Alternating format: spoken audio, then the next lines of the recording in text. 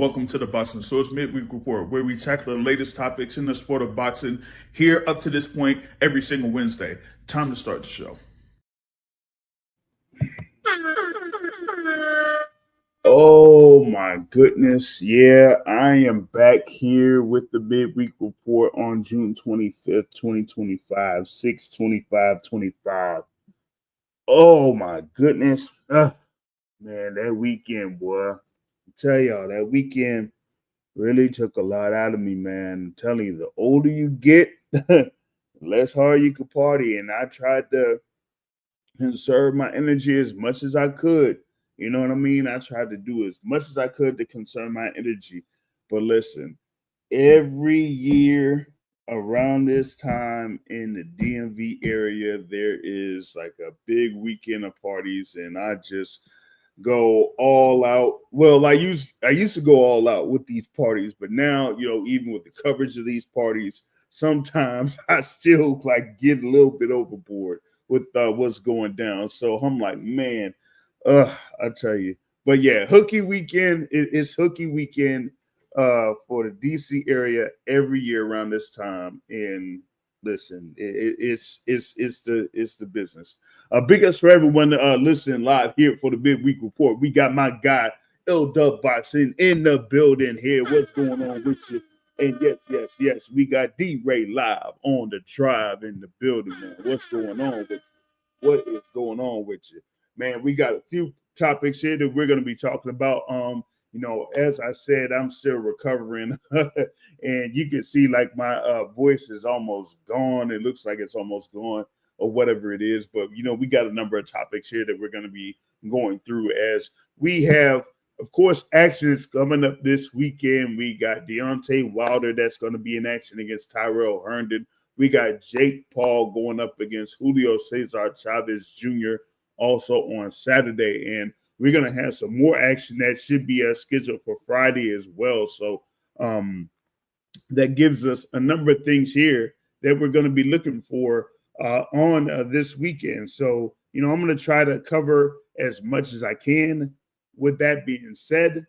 And we will see if we can get right into it here. So let's see here. We're gonna get with this. Let's try this one. All right, bet. Jake Paul, Julio Cesar Chavez Jr. fight card on Saturday. Okay, what to watch for? So, with that being said, all right, Jake Paul going up against Chavez Jr. in Anaheim Honda Center, right? So, what I would say with this, Julio Cesar Chavez Jr. has 61 pro fights. Yep, 61 pro fights. 54, 6-1. And he's 3-3 in his last 6 fights. His last bout was on that Jake Paul card against Uriah Hall, where Uriah Hall had 1 pro fight. It was a 6-round bout, and Lil Chavez, as I call him, went 6 rounds and won 4 rounds to 2 in 1 card and 5 rounds to 1 in 2 cards against Uriah Hall. Now he's going up against Jake Paul, who's, of course, coming off of his decision win over Mike Tyson. And then, oh, goodness, boy, I tell you, you go from one event to this event here, and this is going to be on the Zone pay-per-view. I did see that press conference that they had some time back. And yeah, that Cesar Chavez Jr. there with his dad, I know he was talking a lot. But man, I'm really not buying this thing here with Julio Cesar Chavez Jr., man. I'm not. I am not. This could be really, really bad for Julio Cesar Chavez Jr.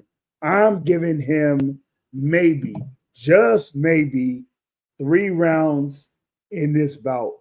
And after that, I think it's going to be all Jake Paul. But I got someone here, great panelist, to help me out during this show here on the Midweek Report. Of course, one of the great panelists here on the Boxing Source channel, the boxing academic. What's going on, man? What's going on, JR? I heard your voice, man. I figured I had to come in a lot sooner, dog.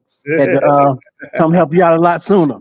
Hey, man, I don't know what is going on, man. I went through this whole day. I thought it was good, and now it seems like I'm getting clammed up like a DB or something. I don't know what's going on. What's happening with you?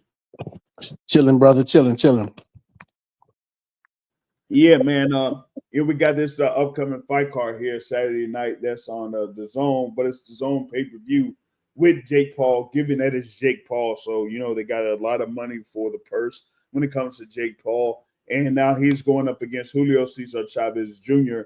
Here in this main event over in Anaheim, the Honda Center there. So you would think with somebody in Chavez Jr. that has over 60 professional fights to be an overwhelming favorite. Man, I'm not really seeing that. I see something different here for this particular bout, man, because I am not sold on little Chavez, as I said before. And I feel like it's something where we could get another one of those moments in boxing, man, because when you have Jake Paul as high as a 7-1 favorite against Julio Cesar Chavez Jr., that tells you that it's like they're not even really giving Chavez Jr. a chance, man. You know what I mean? Yeah, and the reason why is because if you look at two people's paths to get to where they are today, you got one person who has been around the sport his whole life, who is essentially, ate bread, slept. I don't know. Maybe he was spoiled as a little kid because his dad had all that success. Who knows? You got another person who came to the sport later, because I'm guessing he came to the sport later. Maybe he did something earlier in life, but essentially in the ring, you got to tell of two halves. You got to tell of two stories. You got Chavez Jr. He comes in the ring and he doesn't take it serious. And then you got Jake Paul who comes into the ring, and I don't think I've ever seen him not try. I don't think I've never seen him just, loaf and come in there, quotation marks, out of shape. Right. Granted, he's probably not doing any drug testing, but, neither here nor there. But at least when he goes into the ring, you can tell he tries. And the reason why Paul is a favorite is because when Chavez Jr. goes into the ring, he be bullshitting. So if you look at both guys, who you gonna put your money on? Like, you gonna put it on the guy who is essentially in all measurable terms a F up, or you gonna put it on the guy who has exceeded all expectations that everybody thought he was gonna do? Smart matchmaking, but nevertheless, he has definitely exceeded expectations for a lot of people, even to where how his cards are now. You can talk all you want to talk, but it's money being made on a Jake Paul card. One, two, Jake Paul has enough boxers on his cards to where it's a real fight, and then you got him to top it off. Yeah, he's definitely did his thing as far as like how he's kind of managed his career and managed his promotion company, their most valuable promotions, because having him being either the feature fighter or whatever it is for his fights, that's garnered enough interest to where people who usually don't take much interest into boxing in general, they're able to go and see a number of his fights or his fight cards because he's a headliner. And as a result, some of the people that are on his undercards are being noticed. And as we see with, of course, Amanda Serrano, that is built into having those fights there with Katie Taylor and having them being the big events that it is right now, culminating in what's happening July 11th at Madison Square Garden, right? So here it's more about, okay, now I'm featuring a few of my fighters that's going to be part of this card, but also with it being Julio Cesar Chavez Jr. You got that name behind it, and you also are able to work partnerships with other promotional companies. Here with this card, you're going to see a number of these fighters that are part of Golden Boy Promotions. So you're going to see these guys like, Floyd Schofield Jr. or Gilberto Zurdo Ramirez that's going to be part of this card. So they're going to also be on there along with fighters there for Most Valuable Promotions. So it makes for a very good, event here that's coming up on Saturday. Elder Boston says the little Chavez here had quit and missed weight too many times for me to believe in him against Jake Paul. Yeah, I mean, yeah, that's the thing about it. We know about the stories, multiple stories of him, losing the bouts that he did against Daniel Jacobs, against Farah, and had those losses too, and to lose to Anderson Silva in 2021. That was the thing for me. Losing to Anderson Silva when he did that, that was just bad. And that fight against Uriah Hall that he had, that was his first fight from, last year for about 3 years. So it's not like he's been really, really active out there in the ring to begin with. You know what I mean? So that's why I'm definitely leaning towards Jake Paul here with the win. My thing is going to be, is Jake Paul gonna have the moment where he could end up stopping Julio Cesar Chavez Jr., right? So we'll see about that. But with that being said, we will have another take on this topic from another one of our esteemed guests here on the Boxing Source YouTube channel. Very glad to have this person on here, as he hasn't been on for a while. He's been doing some great work over in his, thing that he has, of course, with the spaces. And I'm talking about Brunch Boxing and the host of Brunch Boxing. That's right. Brother Matt is here with us, man. What's going down? The bat signal has been answered. Finally, Brunch Boxing has come back to the Boxing Source. What is going on, JB? Oh, man. What is going on with the esteemed, the astute, the great? I'm about to say, did you fuck up my little fake intro thing? Oh, my bad. Can you hear me now? Yeah. Goddamn, Matt. My bad. And I'll give you a great intro too. The great, the astute, the talented, the wonderful boxing academic. What's going on, fellas? Not much, man. How you doing, brother? I'm good, man. I'm good. Just ready for this week's fights. We have the return of the Bronze Bomber, Deontay LaShawn Wilder. We also have Jake Paul versus Julio Cesar Chavez Jr. And not to be outdone, that card is a banger because you got Floyd Schofield versus Tevin Farmer and Zurdo Ramirez versus Junior Dodicos. Yep, can't sleep on them two bouts, man. Oh man, because I think those will be some really, really good, interesting bouts there. With the co-feature there in Gilberto Ramirez versus Junior Dodicos, and with Floyd Schofield versus Tevin Farmer, which, you talk about odds being close. Oh yeah, that one. Yeah, definitely close with that one. I think it's from an experience level for Tevin Farmer.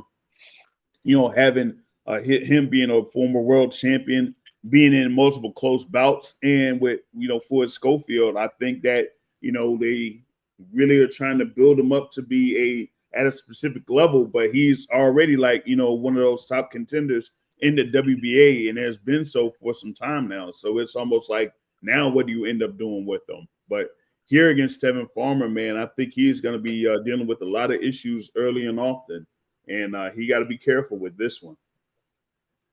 Oh, 100%. I'm looking forward to that whole card. I'm not sure what you guys have talked about yet, but I did hear you talking about Jake Paul, Julio Cesar Chavez. Am I the only person that thinks that Chavez could win this fight? I'm not sure, but I mean, those odds having Jake Paul at 7-1 favorite, that to me is really. Come on. Ugh. I don't know why, but I did mention that with Chavez's fight against Uriah Hall last year, that was his first bout in almost a 3-year span, as he ain't fought before that since 2021. So is that activity going to be a factor here against Jake Paul, or is he just going to show up and just say, you know what, even with me being at my limited activity, I'm still much better than Jake Paul is? In my mind, I think that should happen in my mind. But then I remember who Chavez is, and there are a lot of opportunities for him to just be okay making money and then being like, fuck it. That laissez-faire attitude that he sort of have, I think he would be more lethargic and just to go through the rounds and coast and make it sort of boring in a sense. And Jake Paul only gonna be throwing one shot here and one shot there. Yeah, but Mike, you don't think that this might be the time for Chavez to really put his name back on the map? Like, if he beats Jake Paul, that opens up huge money opportunities for him. First of all, a rematch with Jake Paul. Second of all, maybe a rematch with Canelo, maybe? I mean, you just never know. You just never know. Come on. We need to fight Munguia. Yeah. Well, Munguia's going to be sitting down for like 4 years, so we'll see. What you mean sitting down for 4 years? What does that mean? Yeah, about 4 years. Yep. You know, he tested positive for testosterone, right? My man said he's trying to keep it. I couldn't think of what Kanye said when that song "Stay Up," but never mind. You get what I'm trying to say. No, pause. Oh man, yeah. Look, hey, I tried to tell Matt about Bruno Sriracha, man. I'm telling you, my guy needed the steaks. He needed a couple of beef patties and all that type of stuff. Yeah. Oh man, justice for Sriracha, man. Justice for Sriracha. Oh man, long time, man. Alan to Saint, man. What's good with you, man? What's good? Yeah, that whole fight card, yeah, I'm looking forward to it. That Junior Dorticos fight with Gilberto Ramirez, that could be something as well. Even though Zerdo says that, hey, maybe he has like a small chance that he could face Jake Paul. I don't know. Maybe if Jake Paul has like a knockout of Julio Cesar Chavez, that he could call out Zerdo Ramirez or something. I don't know, but Zerdo still has to be wary of the KO doctor, though, because I think that's be a real tough fight for him. I agree. Like, so if Jake Paul wins, does that make him an official boxer? I think Jake Paul is already an official boxer.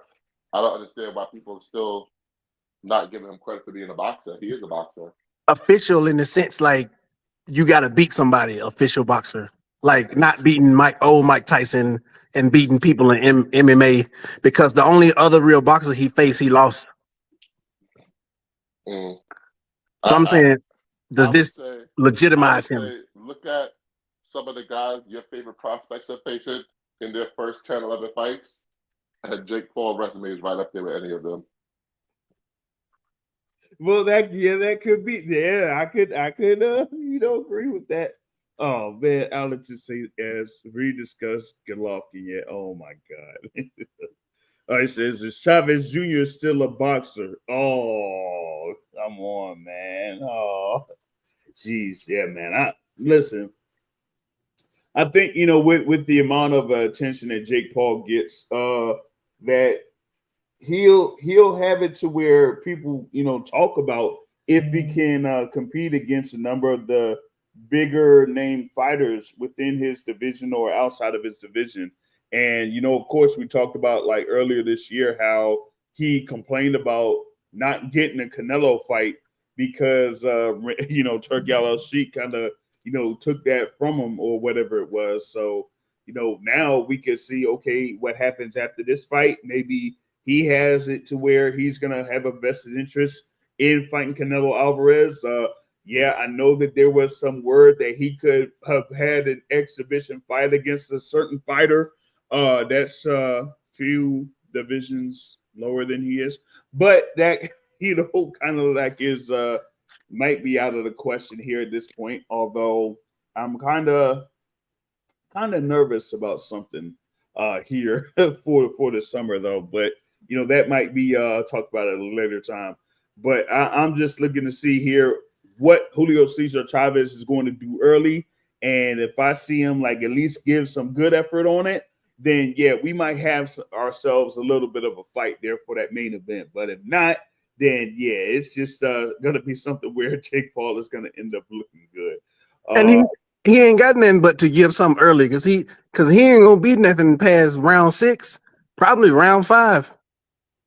Oh man, this is like a 10 round bout scheduled for 10 rounds. So I like to see how far is it gonna go from that particular point on that one. But yeah, that's part of this whole card. As I said, there's Zurdo Ramirez versus Junior Dorticos, Floyd Schofield Jr. against Tevin Farmer. You're gonna have Raul Curiel on there against Victor Rodriguez, two undefeated fighters.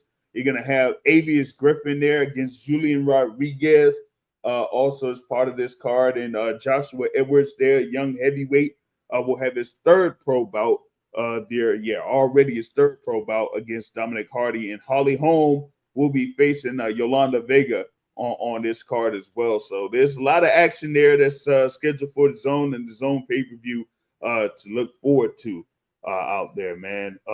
It says what the videos of his camp look rough. He looks slow. You talk about little Chavez. Oh man, yeah, that ain't gonna be good. That ain't gonna be good. But now we got to get to this next topic of discussion here. Of course, it's about one of the favorite fighters here in the Boxing Source. That's right. Deontay Wilder returns to the ring on Friday to face Tyrell Herndon. Will he get back to his winning ways? Well, of course, we have our guy Matt from Brunch Boxing on here that had a recent conversation there on Spaces with Deontay Wilder. And there was a number of things that were said on that particular space that some publications took quotes for and didn't give proper credit. But that's, one other thing that we might have to discuss here at this point. But Matt, what did you gather from Deontay Wilder's words while you had that open conversation with him? From what I took from it is that he's ready. He's back. He's ready. He said himself that he's going to be more selfish. This is about him. This is about him achieving what he wants to achieve. He's going to do it at his pace, at his rate, doing it the way he wants to do it for him and nobody else. And I have a feeling that he's going to be successful at it. What does be selfish mean? Like, he's not fighting for, I'm going to take this fight when I'm injured for this guy, or I'm going to fight like this because Malik Scott wants me to fight like this, or I'm going to do this because this person wants me to do that. He is going to do things his way. Is he still training with Malik Scott? No, not for this fight. No. Nope. I'm sure somebody asked him, did he say he gonna go back to the jab and let that be, the start and the end of his offense? He's saying that he's going back to being aggressive. He's going back to being aggressive, which is what we want to hear from Deontay Wilder. Now, if you're a Deontay Wilder fan, you want him bombing people out. I want him jabbing before he bombing, though, before he try to bomb. Yeah, listen, we'll see. This is what he said. He said, don't take my word for it. Come June 27th, watch me. That's what the man said. Who is Tyrell Herndon? Like, what's his level? He's like basically a journeyman. He's a journeyman. He's the guy that you call up when you want to get right, or when you want a prospect to have your nice little tick over. Like he fought Richard Torres, I believe, the top-ranked dude. not too long ago. He's just one of those guys. Nobody special, nobody remarkable. Like, he's a guy that Deontay Wilder, if he's Deontay Wilder, should bomb him out easily. And get his confidence back. Yeah. Yeah. I mean, he's there at, 24 wins, 5 losses, 15 wins by way of knockout. In the 5 losses, he's been, knocked out or stopped 4 times. Got stopped by Richard Torres in 2023 in 2 rounds. So, yeah, he's one of those guys to where, yeah, he's a perfect opponent for you to, come back with. So, and the thing with Deontay Wilder, coming from that is that, hey, if he's going to be more selfish, then yeah, that's going to be a completely different Deontay Wilder. At least it looks like that for me because, of over the years, that's one of the things that he's kind of said is that he's done a lot of things for a lot of people, and that he's, had their back and done things for them. And a number of them turned their back on him or, basically stabbed them. And so now I guess, he's saying that that's done. Not, no more favors, none of that. It's just going to be about me. And that's pretty much it. So I want to see if that, kind of like gives him a newfound focus going or approaching these bouts that he's, planning to have here in the near future. And if that could, get things going. You know what I mean? Yeah. And I like that he's not going to rush it. He's not going to rush into a big bout.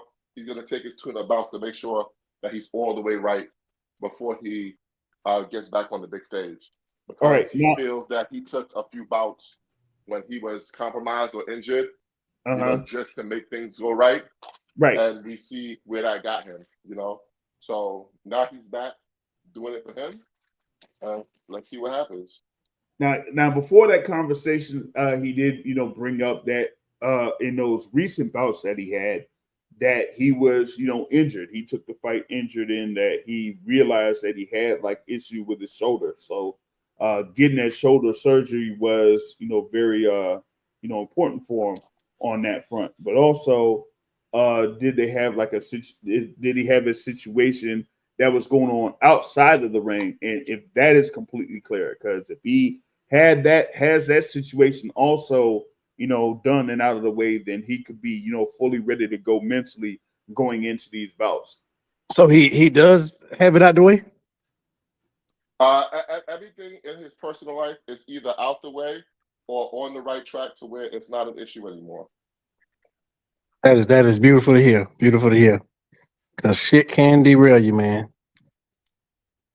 Yeah, that is true. That is true. And I think that was, another big factor in his recent fights as well, going into that, because I thought that definitely took a toll on him. Particularly, I feel like it did in his bout against, Joseph Parker. So I have to see how he just gets into this bout against Tyrell Herndon coming up, with Wichita, Kansas there on BOK Prime pay-per-view on Friday. And then, we'll see how he gets to be in position for other fights later on down the line. Because, they're still talking about seeing if he could match up in those big bouts there in the heavyweight division. So, that remains to be seen on that front. All right. I got a comment that I don't think is realistic, but I'm just going to say it. Deontay Wilder got the most out of the tools he had when he was with his previous trainer, who he don't like. So that may not be realistic, but at least the guy helped encourage him to throw the 1 and the 2, and that led him to 40 knockouts. 40 wins, 40 knockouts type of thing. So maybe a unpopular take, but somebody that's gonna get him back to doing what got him to the dance, and you can't dance a new dance, and what got you to the dance was your 2 hands, the left and the right. Well, yeah, all I'm gonna say is about that is that his eyes can still see and his ears can still hear. That's all I'm gonna say about that. That's fair. Oh man. Hey, listen, as long as he don't have to deal with a crab in the bucket referee and a disloyal trainer. Exactly. But Wilder did say that he is back to being mobile, agile, and hostile. And that's all I needed to hear. Oh man, I wish I didn't miss that line, man. If he said that, I would have asked him if he got that from a old school football coach from the South or something. Yeah, hey, Oh, listen, Wilder was spitting that shit, man, in that interview. He stayed with us for 2 hours. jeez, man, yeah, Man, that why you ain't tell me to come on, man? Man, I would have came on, man. Come on. You're never on Twitter. Dang, man. You could have just told me to come, man. I don't have your oh, contact, Mike. Man, I done messaged you like 3 times and you never respond to me because you too big time. No, I don't have your contact. Oh, But you mean like real, man? I'm gonna text. I'm gonna get your number and I'm gonna what text you, what what man. you what you could do is sign up for the Brunch Boxing website. I'm gonna start putting alerts on the website. And while you're on the website, go to the shop. We got an online shop now. You can go get your Brunch Boxing gear from the online shop oh man, cheap plug. Oh goodness. Oh man, but yeah, it's a couple days away from us to see the Bomb Squad in action there, like I said, on BLK Prime. So y'all go ahead and tune in and support there on that front. All right, next thing on the docket I got here real quick. I guess Canelo gave his impression of what he told Demetrius Andrade to Terence Crawford or something, saying that he hadn't fought anybody. Is Canelo bugging or nah? Yeah, he said he ain't fought no elite fighters, but that wasn't really what got me. What got me was Crawford's response in bringing up Ricky Burns, like And Victor Postol. and now. Them Victor. crackers. Oh my God! Like all of the fighters that you fought, particularly in the welterweight division, and those are the two fighters that you come up with. Uh, is that like a little bit of haterade of sorts coming from Terence Crawford, or is it something where he's like, I guess he feels like those were the tough fights that he had in his career up to that point, so he's not going to bring up a Sean Porter or an Errol Spence or an Amir Khan or a Kell Brook or something like that. What what is it from Terence Crawford that had him bring up those two fighters? And is Canelo right though with what he said about Crawford's resume? No, he's not right. But Terence Crawford just doesn't want to give credit to Errol Spence. That's all. He doesn't want to give him any credit, which is sad because Errol Spence is his best victory by far. So it is what it is. As for the resume, listen, resumes don't step into the ring with you. So come September 13th, it's just going to be two men standing across from each other, and we're going to see who's the better of those two men. I don't totally agree. So I get what you're saying. Uh you're saying explicitly resumes can't fight for you, but the practice, the preparation that you get from having a certain resume does step in the ring with you versus somebody not having that same preparation. But I get what you're saying. You got to fight. It doesn't matter what you did before this. I mean, you had the guys that Canelo fought in like a Cotto and a Golovkin, in a I guess well no, I ain't even gonna count a little Chavez, Daniel Jacobs, you know, multiple fighters there. Yeah, I'll bring up Floyd Mayweather Jr. Among those. That kind of like prepared him to, be at the level that he is there with about, 65 professional fights in his career. But also, this was kind of like mentioned the other day that, with you being Canelo Alvarez and you being a draw, like a number of fighters will be interested in fighting you, not just because you may be the top guy when it comes to overall as far as like your rating is concerned, but you're getting the money. You're the top money man. So yeah, of course, everybody's going to want to fight you, but on the flip side, if you're not, generating the money there as a fighter, and people aren't, coming or clamoring to see you, then you might not get that, that many opportunities to fight those big fights. And on the flip side with Terence Crawford, yeah, he does have the accolades. He does have that, WBO lightweight championship. He does have that undisputed super lightweight championship. He did win the undisputed welterweight championship. But when it comes to those fights that he's had outside of, those events with Spence and maybe to a certain extent there with Sean Porter, you really haven't garnered, that much interest to where people are clamoring to see you fight, whether it's in Las Vegas or, you had the fight in Los Angeles there last year or whatever.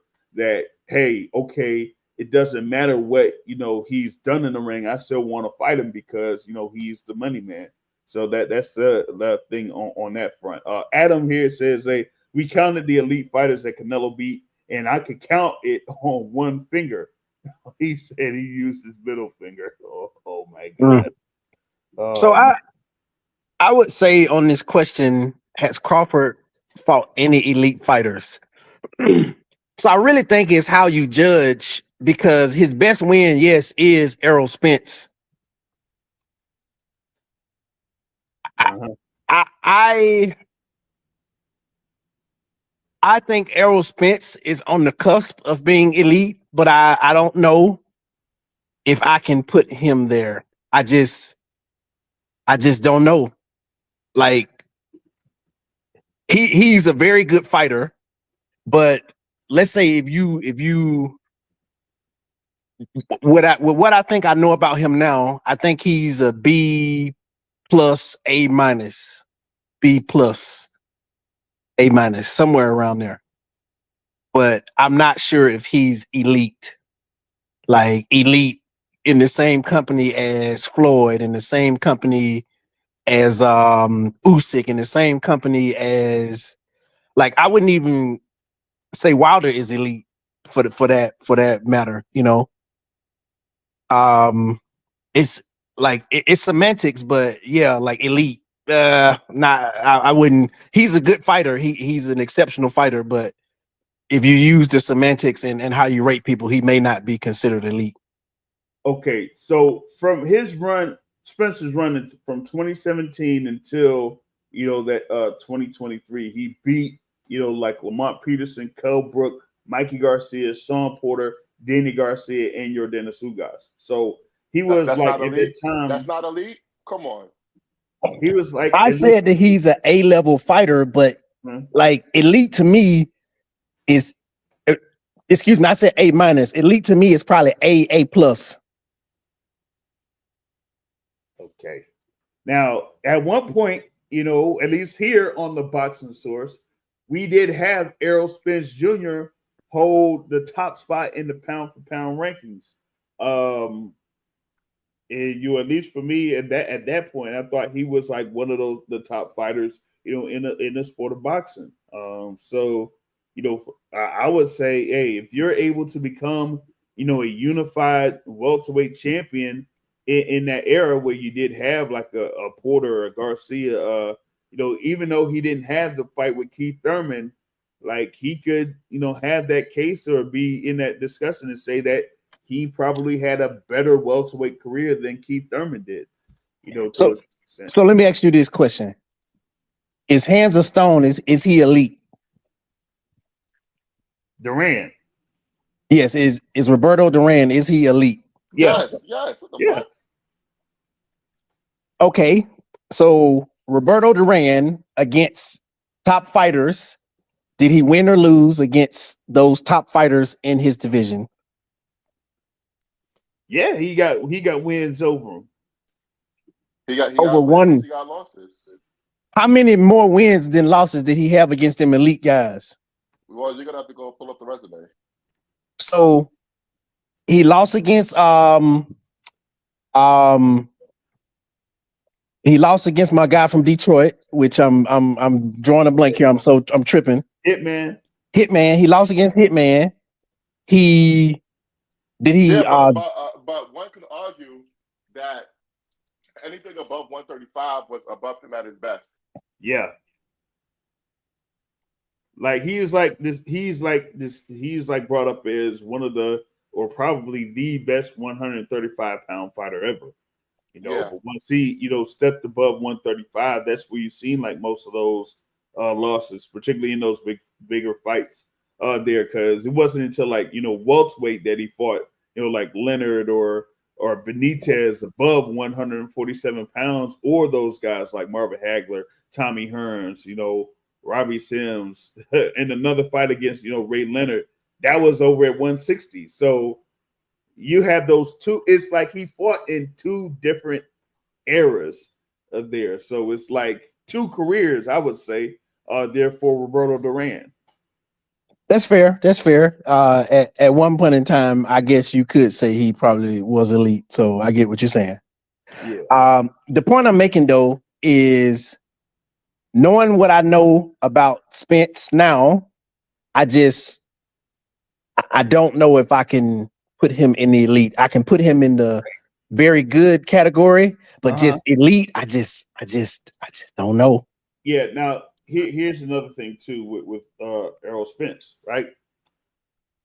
Up to this point, he hasn't had 30 professional fights yet. He's just below there at 29 with the fight against Terence Crawford. So if he would have been like more, let's say, maybe like 38-1 or maybe like 45-1 or something like that. Because like we got somebody there in Errol Spence has been a welterweight his entire career, right? Let's compare it to another guy like that was in another division that's been in that division for pretty much his entire career in Gennady Golovkin. Like, do we put Golovkin in that same category there? Golovkin ain't elite though. He's Yeah, very good, but I've he's never not elite.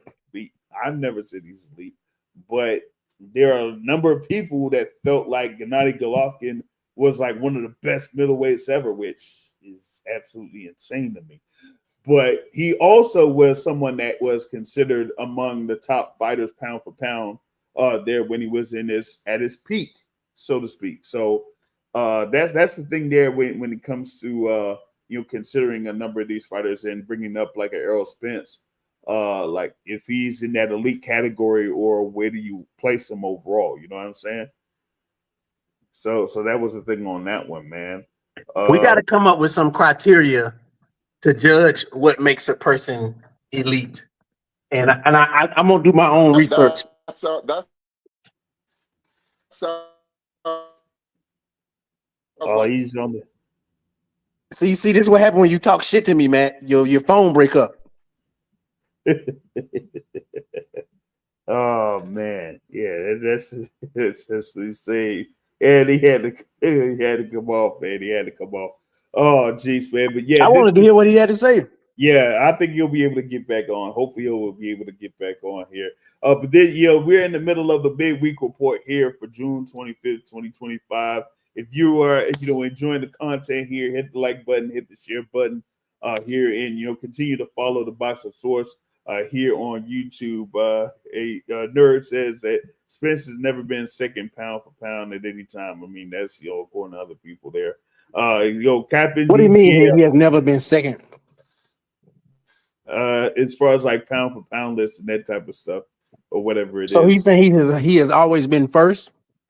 No, I mean no, he's not been as high as first in any time. So you don't feel like Spence should have been ever considered as a top pound for pound fighter when he was active there, man.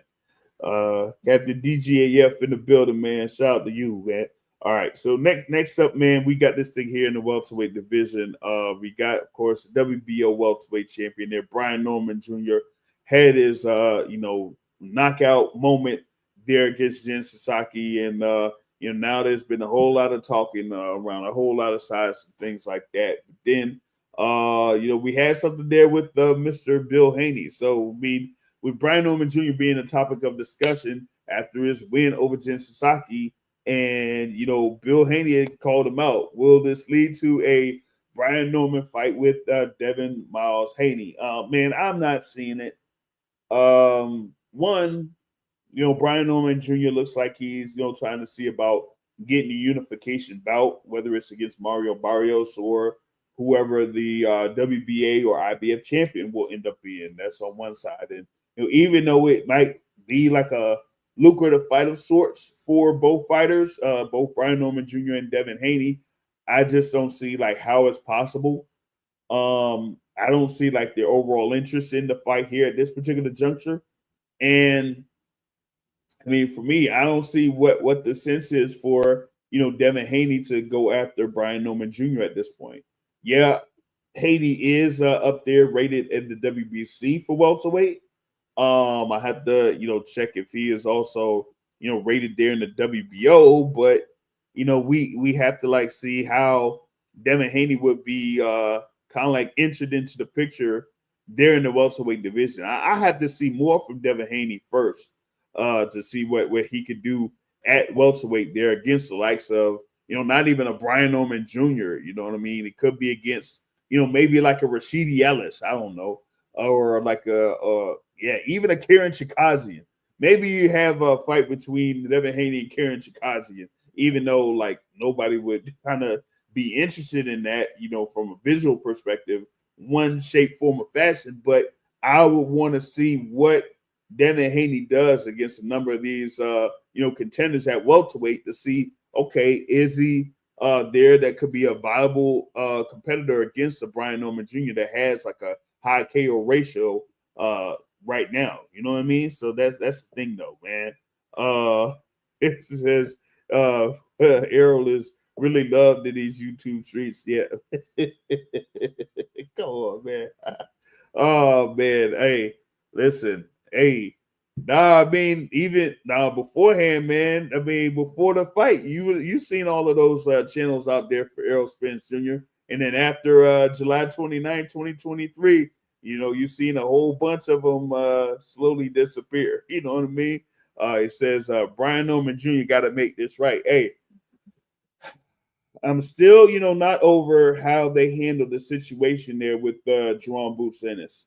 The first occasion, okay, that's cool, because Brian Norman Jr., kind of like miscalculated the recovery time that he would have had with his injury. But that's one. But two, like to talk, like to have the talk that they were having out in public spaces before and after Brian Norman Jr. had his fight against Derek Cuevas in March, which was a couple weeks before Boots had his fight against Iamana Stanionis. If you were having all of that talk, then sign should have been that the fight between Brian Norman Jr. and Boots Ennis should have been next, right after he had the fight against Derek Cuevas. But that wasn't the case. It looked like they were, angling to get that fight against Jen Sasaki with the presumption that the Boots fight would still be there later this year. But now, with it not being available for him, it's like, okay, now how do we, maneuver this? How do we spin this in some cases? Or how do we make it look like it wasn't completely our fault?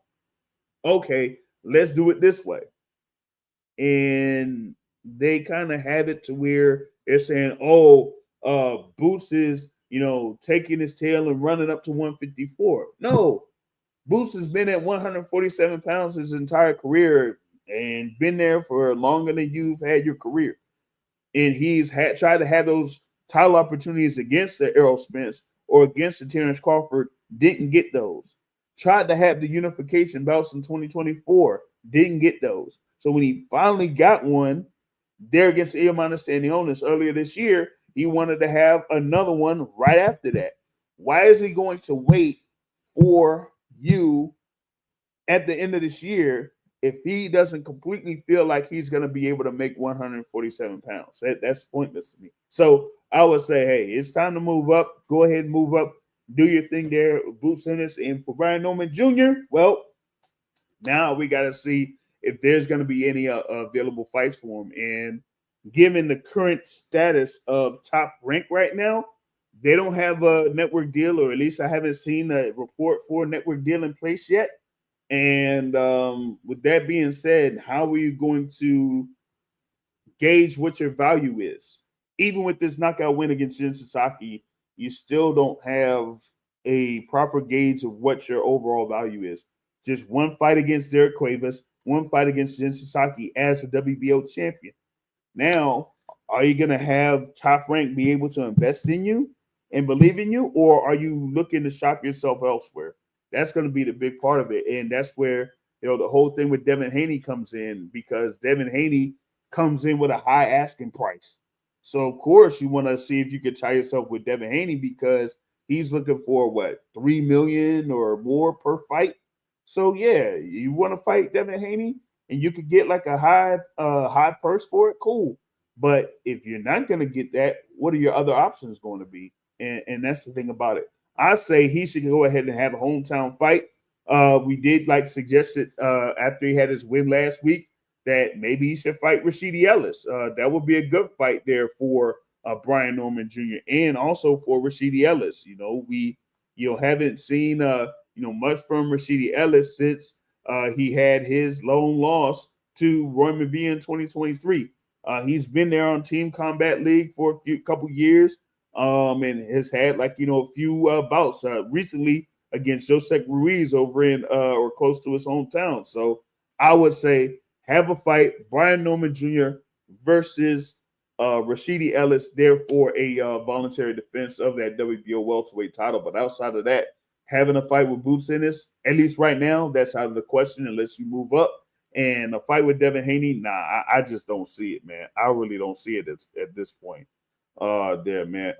Box Academic, haven't caught up with you since Brian Norman's win over Jin Sasaki. You were able to catch that knockout? I only saw the highlight, so I don't really have a lot to say about it. Yeah, because I saw that was pretty much like expected. I didn't really have much faith in Jin Sasaki in the first place. And I thought that, it was something for, I guess, Brian Norman to, get himself completely warmed up, because he had his first fight after coming off from the injury against Cuevas. And now we see him right back in the mix here against Jin Sasaki. So him having that highlight reel knockout gives him, a number of attention here for this time being. But now we got to see what's going to be next here for Brian Norman Jr. Clarence says he actually does see the fight with Dev and Brian happening. I don't know. I mean, will the Riyadh season kind of invest in it? Maybe they can. Because outside of that, I don't know where the funding could come from for that fight to take place. We'll see.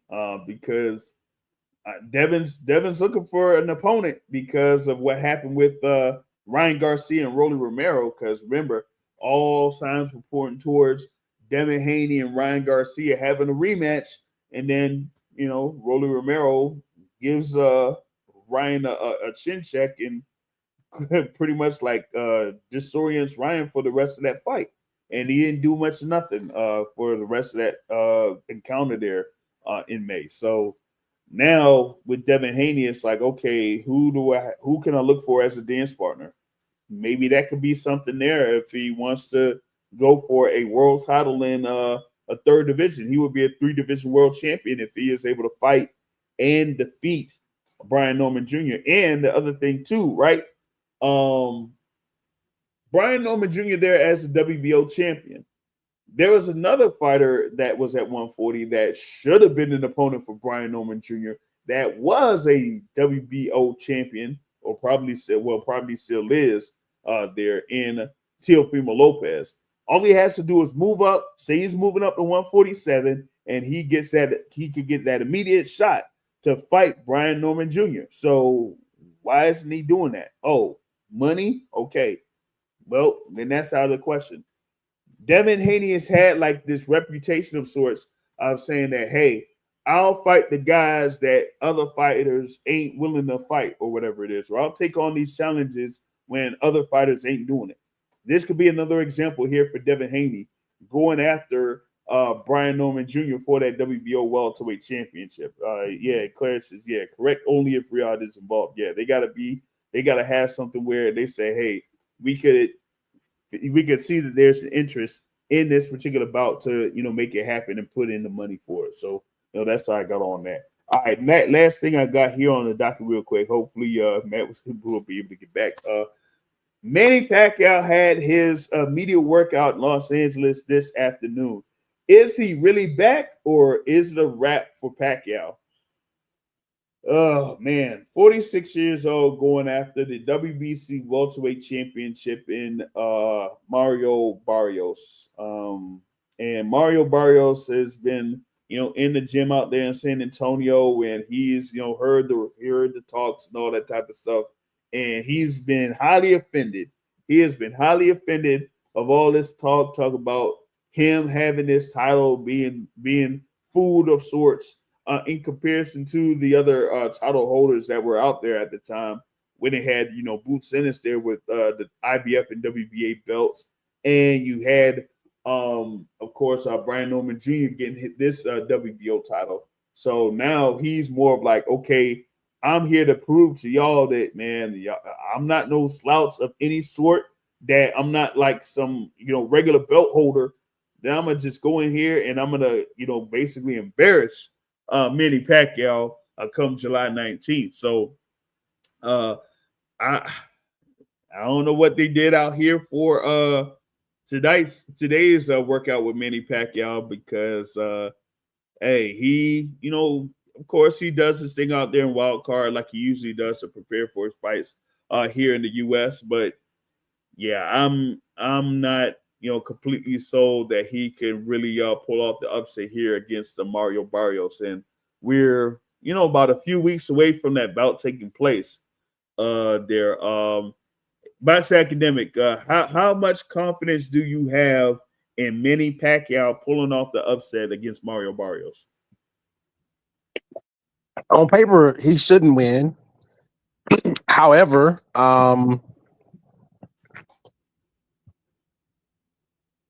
could Pacquiao pepper him and stick and move? Could he stick and move and win the fight like that?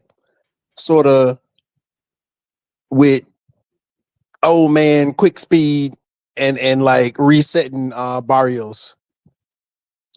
I don't think so, but maybe Barrios is worse than we think he is, and maybe Pacquiao can win. I don't know.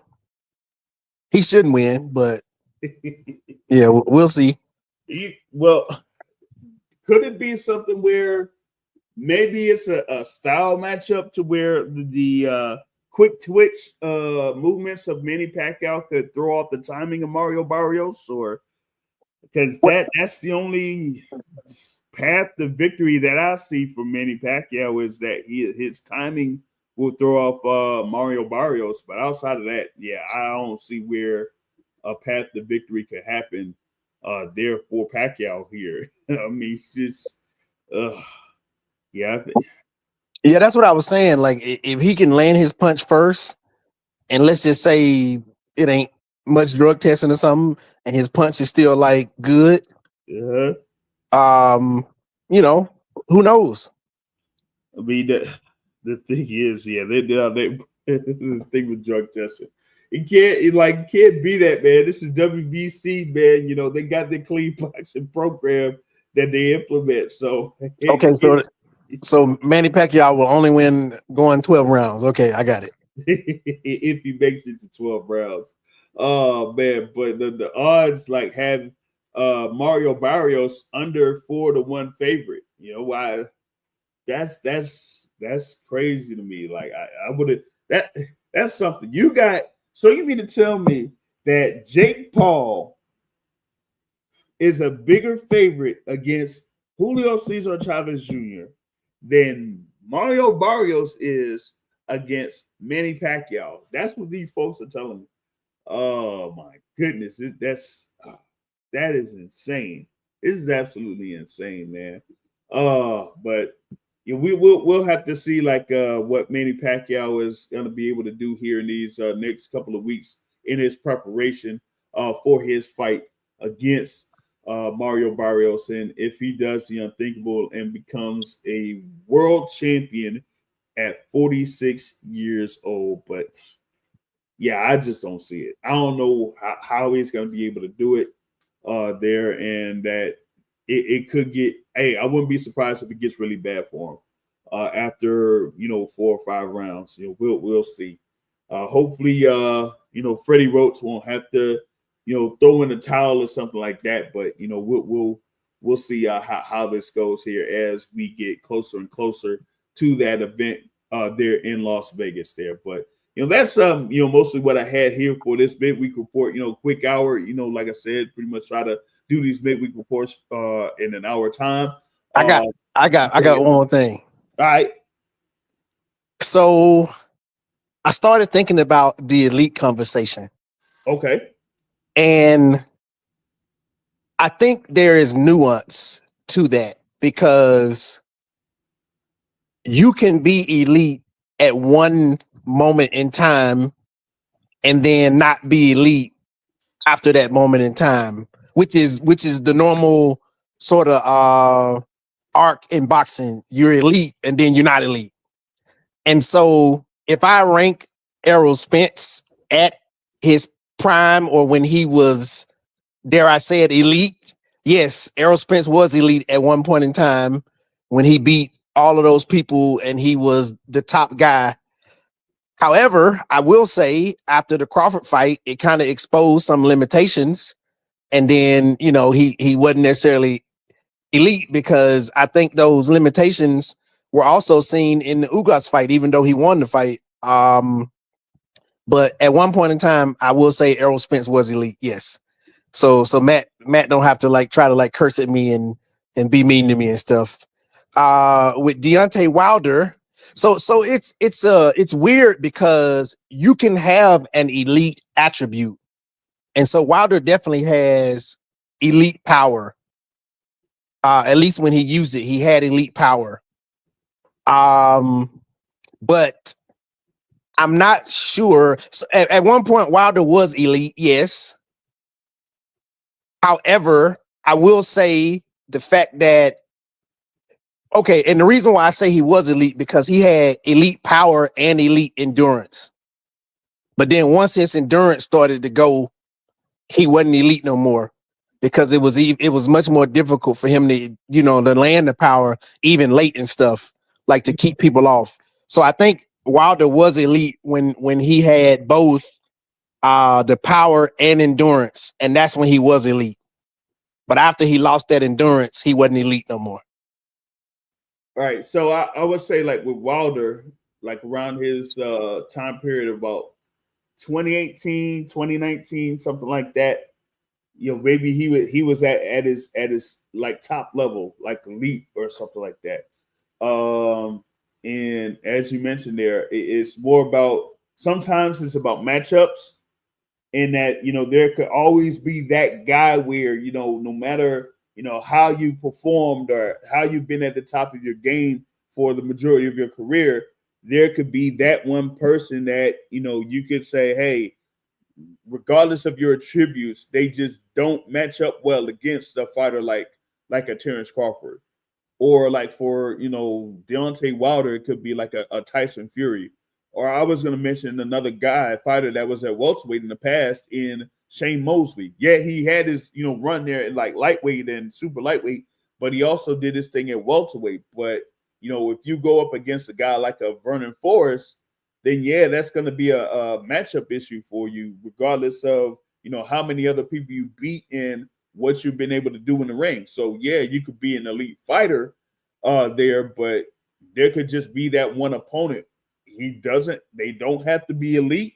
They can be elite, but it's just that matchup is just an absolute problem for you that you just have issues with, and yet you could end up losing. Same thing with Roy Jones and Antonio Tarver.